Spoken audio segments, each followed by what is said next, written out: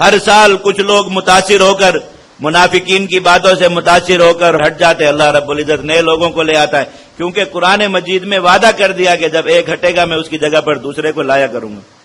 تو کوئی فکر نہیں ہوتی، کوئی پرواہ نہیں ہوتی، ایسا نہیں ہوتا کہ جا کر لوگوں کی منتیں کی جائیں، ان کے ناز نخرے اٹھائے جائیں، ان کی وجہ سے اپنے طریقہ کار کو بدلا جائے، ان کی وجہ سے اپنی دعوت کے اندر نرمی لائی جائے کہ وہ لوگ ساتھ جڑے رہ سکے، نہیں، جو جاتا ہے سلام کے ساتھ رخصت کر دیا جاتا ہے، اللہ رب العزت اور لوگوں کو جوڑ دیتے ہیں۔ تو یہی دعوت جہاد آپ سب تک پہنچانے کے لیے یہ دورہ تفسیر آیات جہاد کا جو ہے وہ انعقاد ہے۔ اللہ تعالیٰ اس دعوت کے سامنے ہمیں، اس دعوت کو سننے کے بعد ہمیں حضرات صحابہ کرام والا عمل نصیب فرمائے، جنہوں نے اس دعوت کو سننے کے بعد اس عمل کو اپنی زندگیوں کا اوڑھنا بچھونا بنا لیا تھا،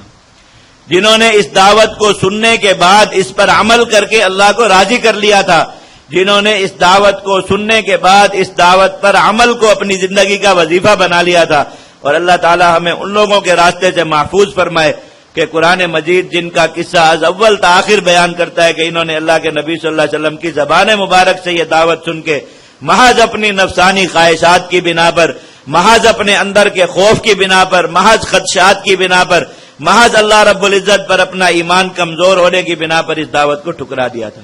بس اس دعوت کے سامنے، اس دعوت کو سننے کے بعد ایک مومن کا امتحان یہی ہے کہ وہ کس راستے کو اختیار کرتا ہے۔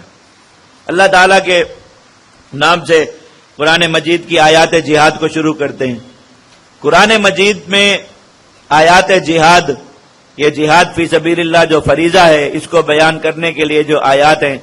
یہ ساری کی ساری مدنی صورتوں میں ہیں، اس لیے کہ دین کے احکام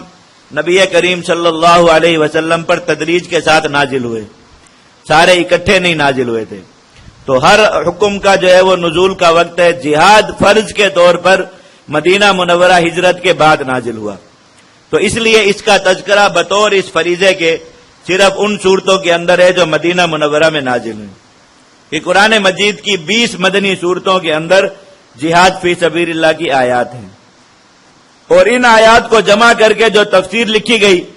اس میں ان آیات کی تعداد 558